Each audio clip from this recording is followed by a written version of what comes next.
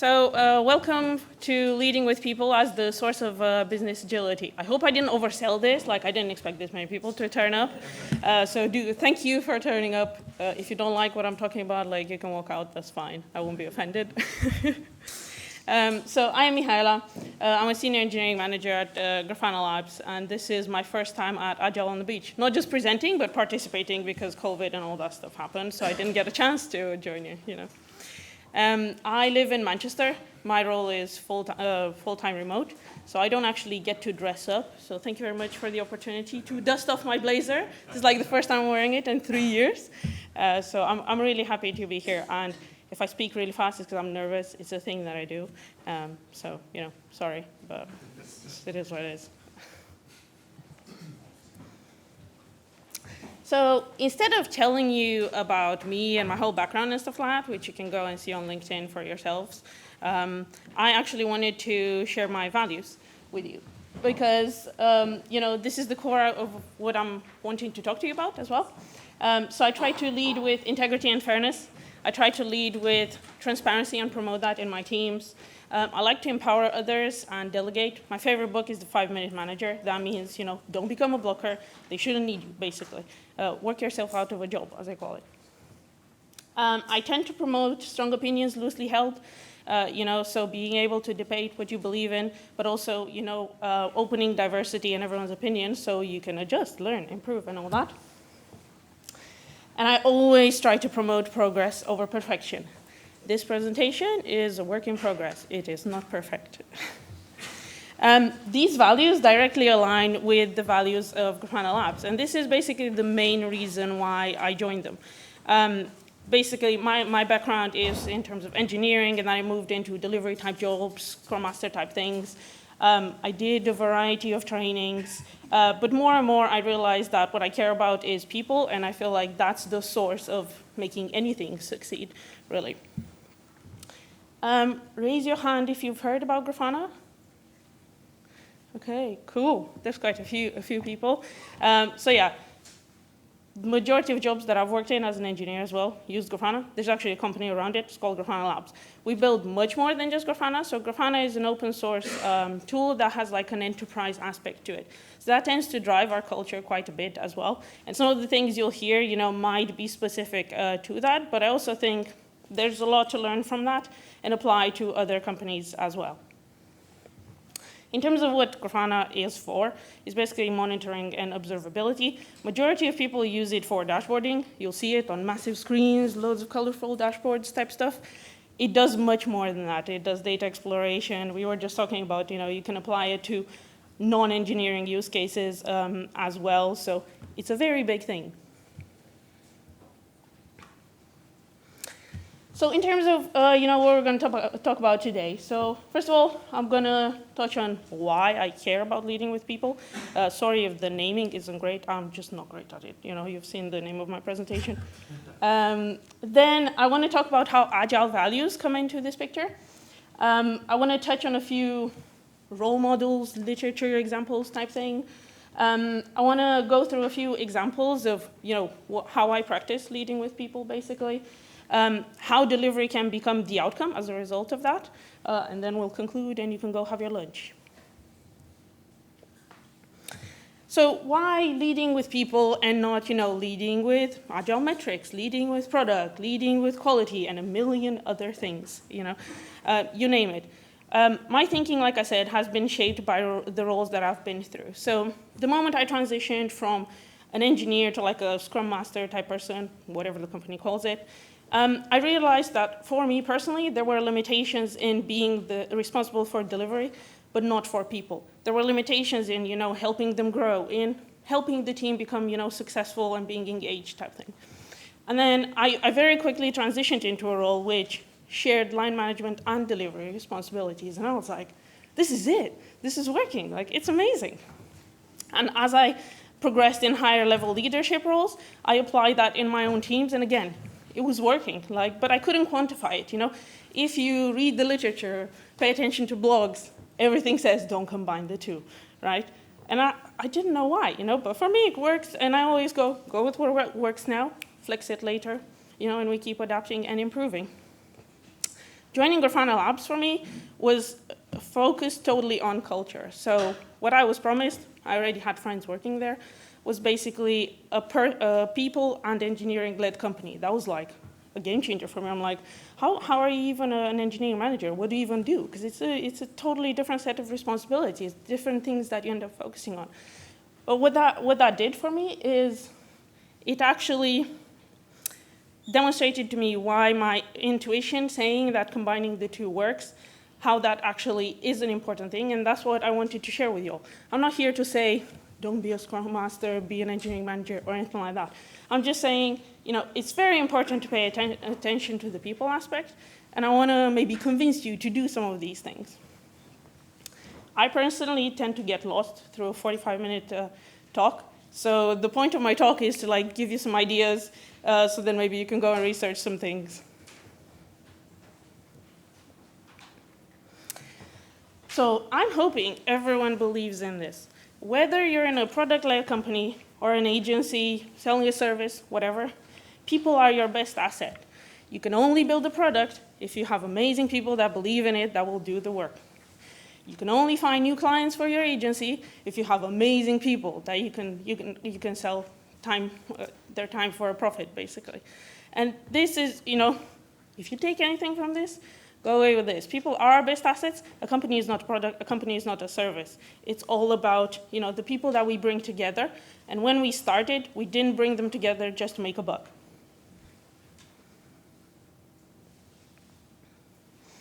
So where do the Agile values come in this?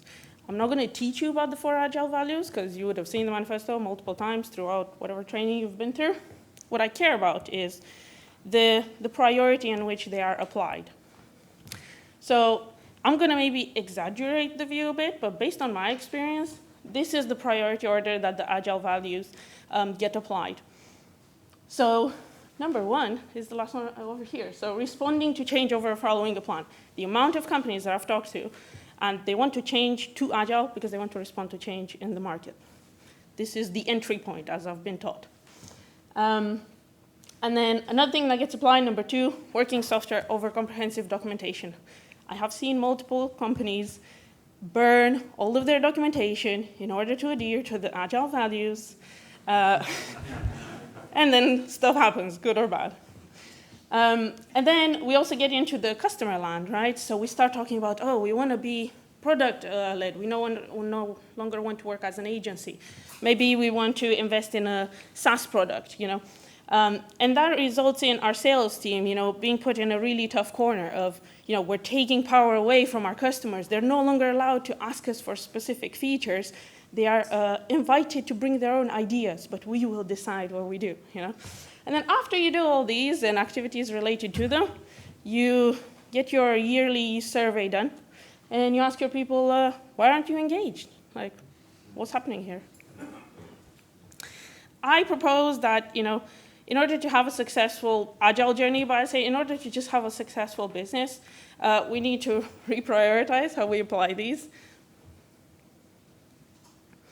And, I'm going to go in a bit more detail later, but basically what I'm saying is easy. Apply them in the order they were defined. And the first one is individuals and interactions, and that's where, leading with people came from. Like I said, this might be a better name, but I don't know. So literature and role models, I do need to caveat this, but the introduction to my talk mentioned Netflix. I'm not going to talk about Netflix, so if you're going to Netflix and chill, I'm sorry, but keep it for later. I'll give you a voucher so you can do it later if you want. I do have a few other examples that I thought, would help conclude, why people are our best asset and how other companies are applying this already. So Spotify model. I mean, the amount of times I've heard people talk about this, the amount of companies I've seen apply the Spotify model. And it's great, but I think we're missing a few things when we apply it. So what is the Spotify model really about? Again, I'm not going to teach you things that you've not heard about it probably. But a quick Google search told me that it focuses on autonomy, communication, accountability, and quality. It focuses on bringing scale from the perspective of culture and the technical aspect. It's aimed at product development organizations, but again, I feel like the learnings can be applied in multiple settings, and I've seen them applied. It's about people organizing around the work. And most importantly, it talks about enabling agility, not defining it, i.e., each team gets to select their own agile framework. Like this for me, when I reread it, I was like, yeah, actually, like, that makes sense, because that's, that's what we tend to promote now. It's very difficult to tell a whole company, right, we're going to do Scrum, and you're going to be really successful at it, and we're going to be amazing, The Toyota way is not a model, but, it's, in a way, a lean-focused model. I'm hoping, again, people have heard about this. But basically, you can read about the case study more online. But what it promotes is automation with a human touch, and that's like the key. Don't forget about that. Continuous improvements, again, something that we talk about probably weekly. Just-in-time work, i.e. imagine that Kanban board, and we keep talking about pulling work and stuff like that. Finish what you need to move on, right? Don't pile up things in a queue. Indispensable human wisdom and ingenuity. It specifically calls that out. And eliminating waste, which again is not a surprise when it comes to lean. And then the last one that I'm going to talk about to pull it all together is servant leadership. And you're going to be like, what do these three things even have to do with one another? Well, you'll find out in the next slide. So again, servant leadership, I am pretty sure everyone uses these words at least when they're interviewing for a new job. This is what they look for. You'll see them like tick the box when you say it.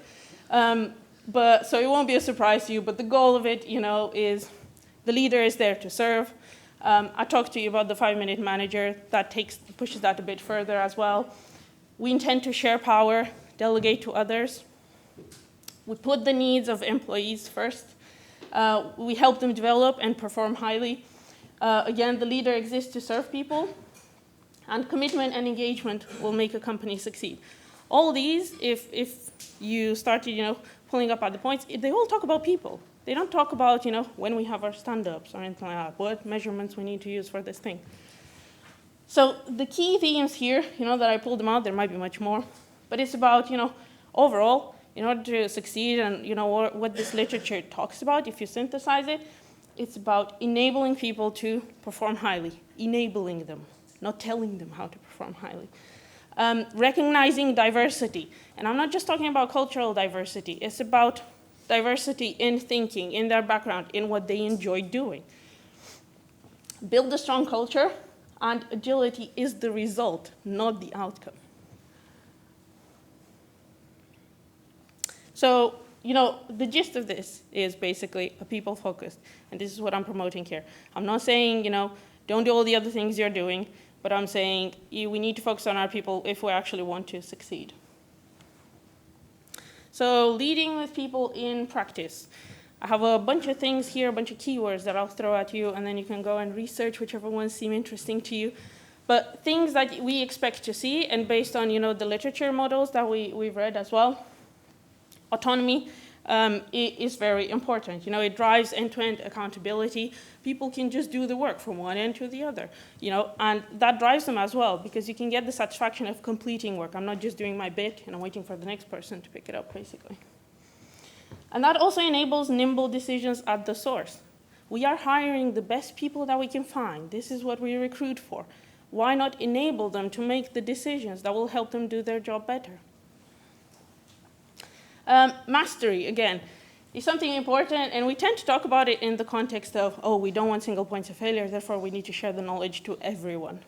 It's one thing to share the knowledge, totally different thing to have masters, experts that actually enjoy this, and we will continuously grow in this area. So, in line with what was said before through the models, we need to help people with personal development, and we also need to identify the best person for each job. This is not by micromanaging people. This is through promoting transparency, and then they get to herd towards the things that they can contribute best. And there's plenty literature, to say that people will perform the best when they're doing stuff that they enjoy, that they have an interest in. And purpose, this again is not a surprise, because most companies, at least as part of leadership onboarding, they talk about purpose and how important it is. What they miss is how important it is to review it regularly. so it still matches your context. So we do these exercises in squads where we set our purpose, we discuss about our mission, and then we move on and forget. Actually, we need to review this constantly and also link it to our OKRs. Like the purpose tells us what we're all trying to do. Ideally, it should link into what the company is trying to do. And then our OKRs, kind of feed into that. And we also need to design for success. Like this is something that I've talked about quite a bit in my previous companies. When I joined Grafana and I noticed how simple their processes were, how short the policies were, I was like, what's going on here? Like, do these people not slack? Don't they need like a 12-day limit per year of sick leave and all that stuff? Well, actually, it turns out that, you design for success, you treat people as grown-ups and you invest in them, they'll pay you back with respect. So you don't have to, design for all the corner cases. And this also results in simpler processes. This is something, again, that I'm very passionate about. The moment you start catering for corner cases in your processes, they get too complicated for people to follow them. And I don't blame them. I'd probably do the same. Building in flexibility. And the first thing that I call out there is structure, because another thing that surprised me, at Grafana Labs, we tend to do a restructure like every 6 months or more often, but it's not like a big bang, everyone cries, laying 1 million people off. It's nothing like that. It's basically, since I joined in October until now, so that's been like 8-9 months, we've grown from 600 to 800 people. You have to flex your structure. You have to flex your purpose and all these things. You have to keep adapting.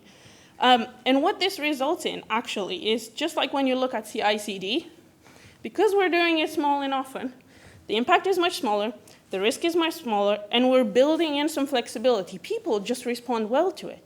And this also gives them opportunities, to flex what they're contributing to. We're changing, so you can go, actually, what would you like to contribute to more?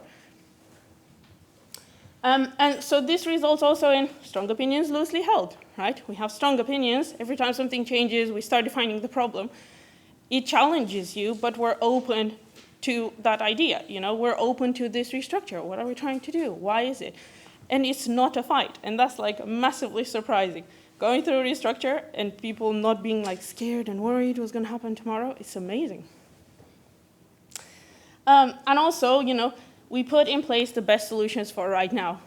Why do we flex our structure every 6 months? Because what makes sense today is not going to make sense in 6 months' time when we've hired another 100 people and we've invested in a bunch of new features, new products, and stuff like that.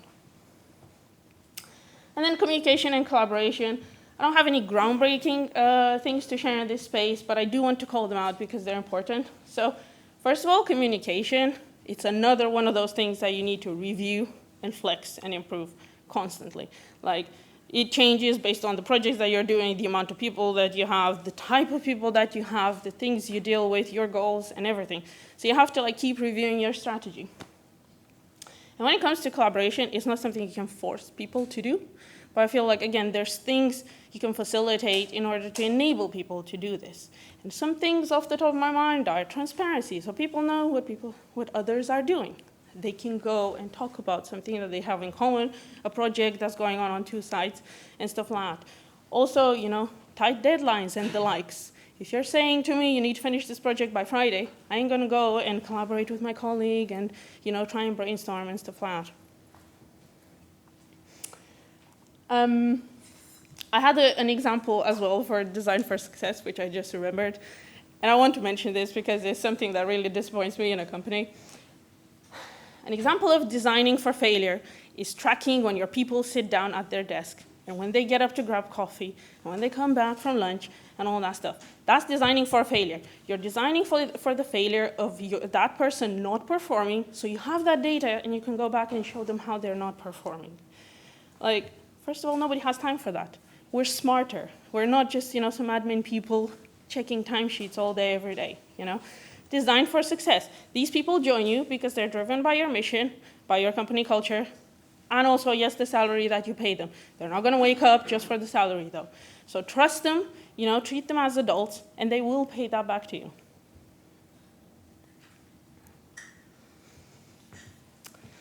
So I had a few more broad examples that, where we might have opportunities to lead with people.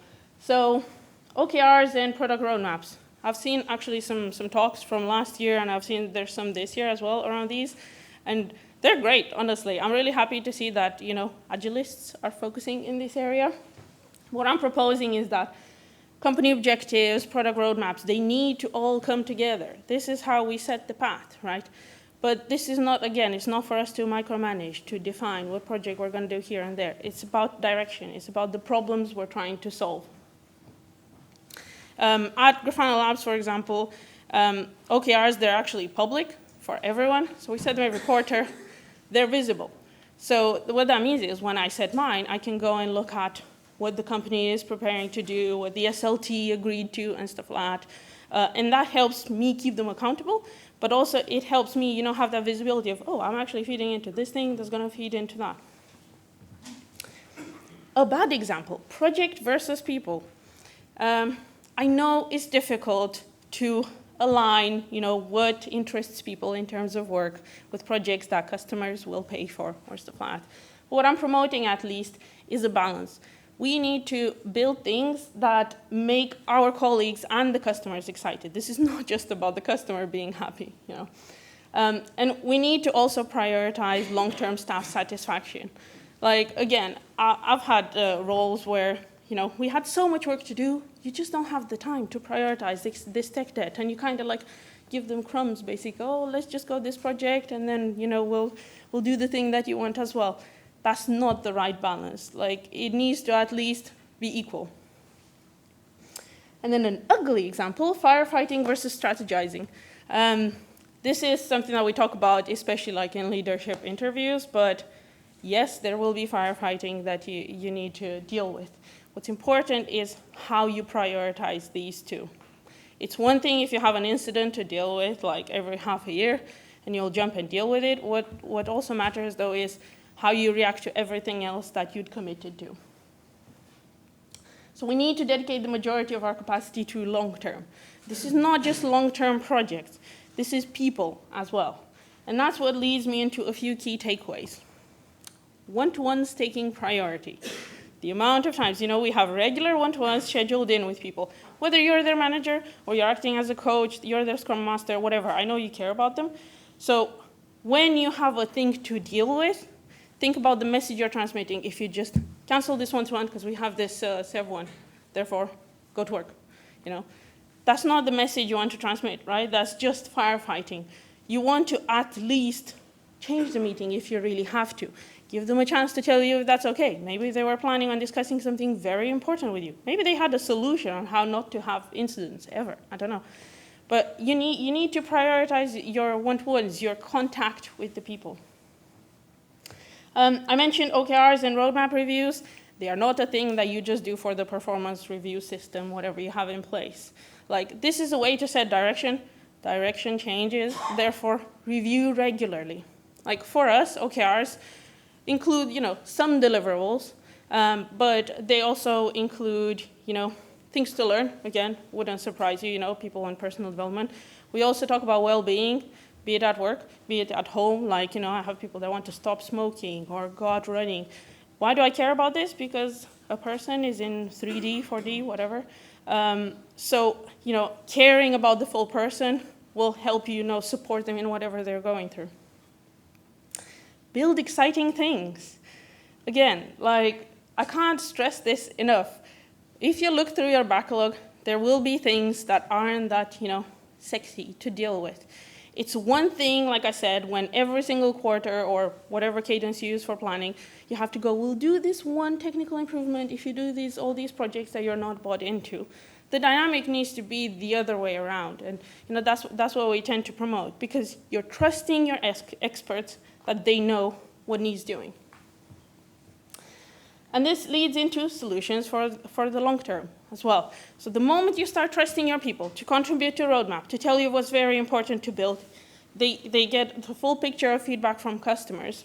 You can invest in solutions for the long term, not just this feature that actually only one customer is going to use with their 10 users or whatever they have. And also cutting corners should not even be part of the conversation. So I've been in roles where you end up, let's talk about MVP. Does MVP include test automation? Does it include, like, we have some tech debt to deal with? No, leave it for later. That should not even be a conversation. That's not the culture you want to promote, right? People come to you to ask you for permission to do the right thing for the long term, so they don't have to get woken up at night because there's incidents.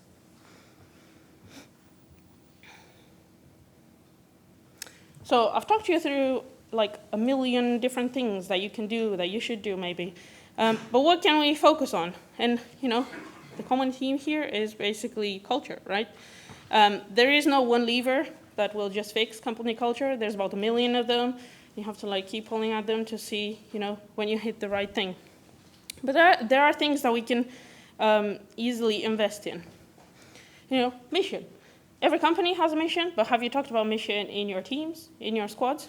So when we talk about our mission, in one of my squads, we actually have 2. We have the external mission, which is about what we're building, what we're promoting for our users.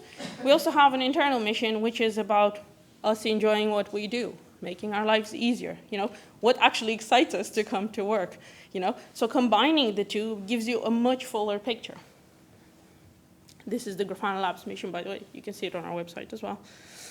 And then values, again, whether you call them team policies or whatever else you call them, it's another important conversation to have. Because at Grafana Labs we restructure like every 6 months, I have this conversation very often.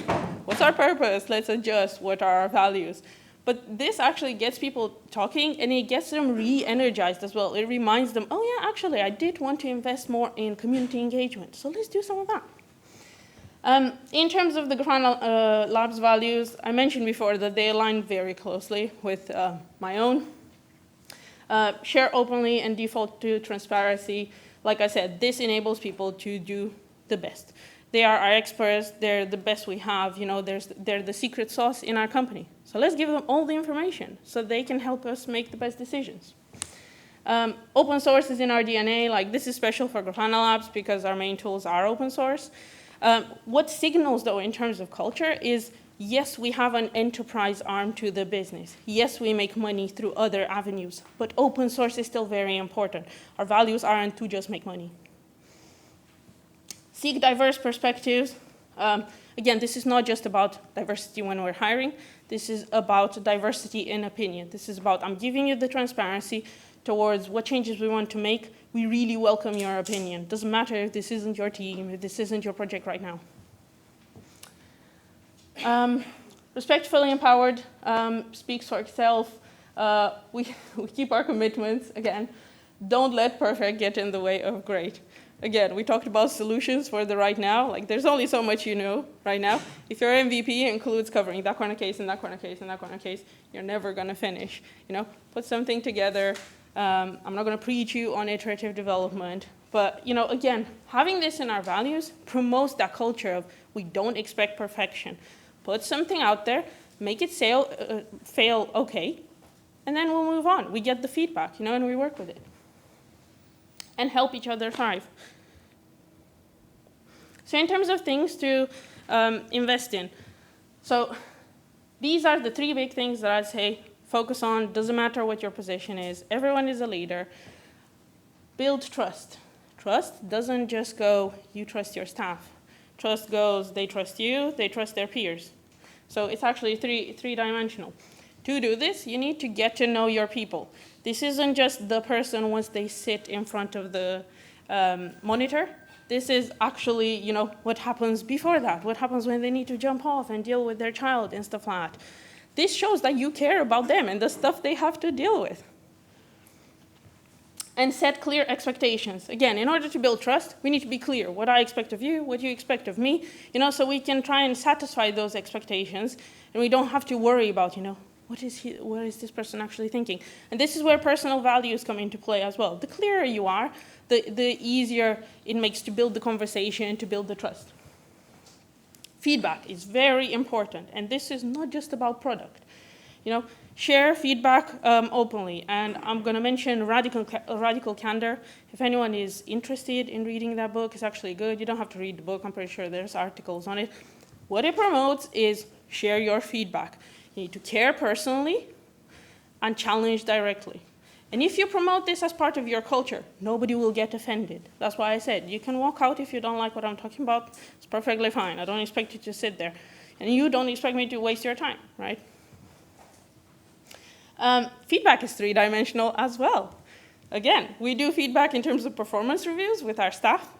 There's peer feedback. There's manager feedback as well. I expect all these to be included in whatever performance reviews and conversations happen. And also build a short feedback cycle. This takes me back to what I was saying. Don't go for perfection. Go for some progress. Deliver something. Get your feedback. Learn and adapt. And communication is also very, very important. So I talked about transparency. This helps you build trust. This helps you build the feedback loops. They all kind of come together. Low versus high context comes from the culture map. Again, if people work with global teams, that type of thing, it's an interesting read. If not, feel free to ignore it for now. But basically, what it suggests is expect no context from people. Don't make assumptions.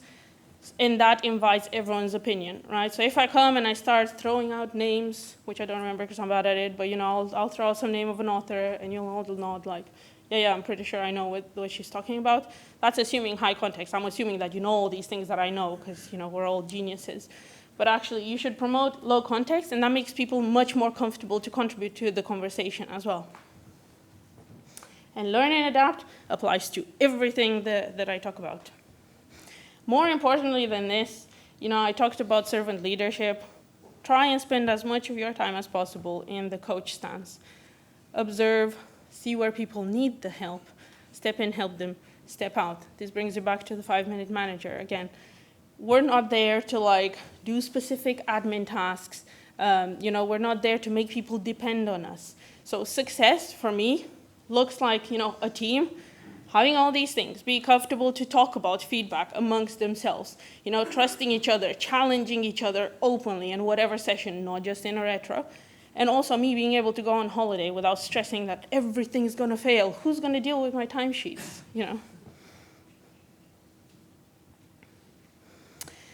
And also look at your stance. I was saying about what we model through our company values or the team values. So this is what front you put for people. This is basically what you're promoting. It's the culture that you're promoting, So if I'm, like I said, if I'm promoting people not depending on me, that means when I say I'm going away on parental leave for 2 months, people won't panic. They will comfortably say, actually, we're very happy and we can do the work. They don't need to ring me to ask me for permission to do something. They are the best, and they know that I trust them, that they are the best. And, this is the reason why I shared my values with you all. Because I wanted to, again, encourage you to focus on, what makes you excited. What do you get up in the morning for? What are your values? And then to also share those with your teams. Because, like I said, it helps build the trust, and it shows what you're there for. Having, your values up there and visible to everyone, or your OKRs up there and visible to everyone, also creates accountability. So when you have accountability with people feeling comfortable, to give feedback, it makes course correction much easier as well. We all know what the direction is. That direction does change, so we need to support each other to go to do the right thing. And standing, by your values will help you to promote the culture that you actually want to see. So again, I'm not advising that you overthink, but do think about how your actions will reflect on the future culture. I was talking about one-to-ones. Well, if I'm going to cancel this one-to-one and the next one-to-one, because we have some Sev ones, what you're saying is you should only focus on your personal development, on the things you're dealing with at home and stuff like that, when there's no fires to deal with at work. Nobody will buy into that. And I said I'll explain to you how delivery becomes the outcome. So what have we gained so far through, doing all these amazing things, to build trust, to build a feedback cycle, what we should have on the other end is a bunch of self-driven individuals and teams, purpose-driven teams with outcome-focused measurements. We talk about OKRs or whatever other frameworks you use. Team members are engaged and own their destiny. Okay, I know what I like doing. I know that I will be given the flexibility to do that. And, this is actually promoted through the culture. Teams are empowered, and they're willing to change and improve, because they see this all around them. This is not I am instigating a change onto you. So people do actually end up, promoting changes themselves. In my teams, actually, in one of my squads, they started talking about more grooming, more estimations, and stuff like that, because they identified as a group of people that needed more structure. And they found that it would actually help them to spend more time together to break down the work. In other teams, they prefer to get an idea, build a POC, leave me alone type thing, and then come back. And that's okay. You're building a safe enough environment where expectations are clear, for the company benefit, but they have the freedom to adapt to what they enjoy doing. So when it comes to Agile frameworks, do they use Scrum, do they use Kanban, whatever, I don't really care. I have a squad that's using kind of Kanban with a lot of Scrum practices in it as well. I have another team that they just use very, very lightly. But that's okay, because the expectations from the company are that, we give visibility on what we're doing, we fail fast, we deliver incrementally, we put roadmaps and we clarify our commitments and stuff like that. This also gives people full circle responsibility from roadmap to feedback. So, because I keep saying, they're the best, these people are very smart. So let's focus on, defining the problem as part of, the roadmap and the backlog. So these, amazingly smart people can come up with the solutions. They can innovate. They can get excited about what they're doing. And, they have a continuous feedback loop, which, again, relates not only to product and customer, but relates to their own performance as well. So how do we actually deliver? Well, we have these feedback loops. So that means we build shared understanding. So what actually happens in my world, we tend to try and plan per quarter. Like a few weeks before the new quarter starts, I'll sit down, I'll have a conversation with my PM. By then, I already have like a draft commitments type list from conversations with the squad members. What happens? I go there, and every single thing that the PM mentions to me is already on the list. And they're like, wow, you already know like everything I'm thinking. No, actually, we're very aligned. We know what we want to do in terms of company objectives. We know what we want to do in terms of, a wider product roadmap. We're looking at the problems we have right now and how we get there. That's why we align. That's why, we're hoping for that thing. Yes, it can happen, like I mentioned before. You get projects or feature requests that maybe, the team wasn't previously bought into and stuff like that. But when that's the minority, that's no challenge to talk about and to commit to. I talked about defining our mission and building a roadmap, and this is like a continuous effort. Earlier I said we need to focus on putting together problem statements. Problem statements leave room for ideation. The backlog should not be implement this feature that works in this particular way and does this. Our backlogs and roadmaps should be focused on problems that we're trying to solve. That leaves the experts enough room, like I said, to innovate, to think of things that we didn't think of. So we can contribute to this ideation, but we are not the source of the ideation. Commit as a team. This helps knowledge share as well. And feature analytics is something that I wanted to call out. We all love our data. So this actually helps you, helps people have a broader view of what's going on. So I talk about feedback loop. Feature tracking is part of the feedback loop. You seeing how your users are using this feature you developed. Are they even using it? And that helps you with your next iterations. And I'm not going to spend a lot of time on Storytime. But basically, I wanted to give an example of how we made some people changes, and it resulted in delivery succeeding.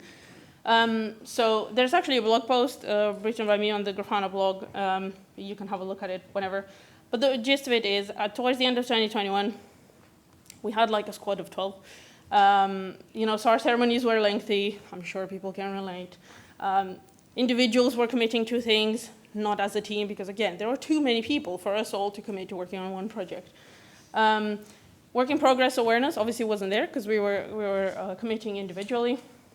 We're very output focused as a result because we had no shared purpose. Knowledge share was expensive because if you want to go, everyone needs to know how to maintain this thing. Like that gets very expensive quickly. And we had high variability of work because we had like 1 million different input funnels. Our solution in the end was basically to restructure into 3 smaller squads, giving them each a clear purpose and responsibilities. And how we did this is the very interesting thing, and the reason why I wrote that blog post is this was a change requested by the people, done with people. So we use design docs for like complex solutions, and this was a complex problem to solve. So we went down and we defined our problems and our goals. We invited the team. When I say the team, is squad members, leadership, whoever, give transparency to everyone. We invited them all to explore what solution options we have. This also welcomes their expertise, right? Someone from the squad nearby can come and contribute and say, we actually tried this, didn't work, right?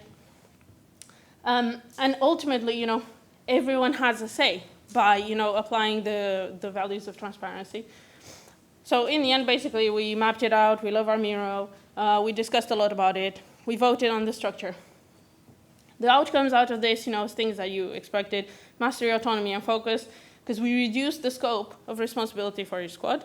Clear purpose for each group. Again, it was one of our goals. And people were actually energized. They were like, oh, I can actually focus on this. And the people next to me, they actually care about the same thing.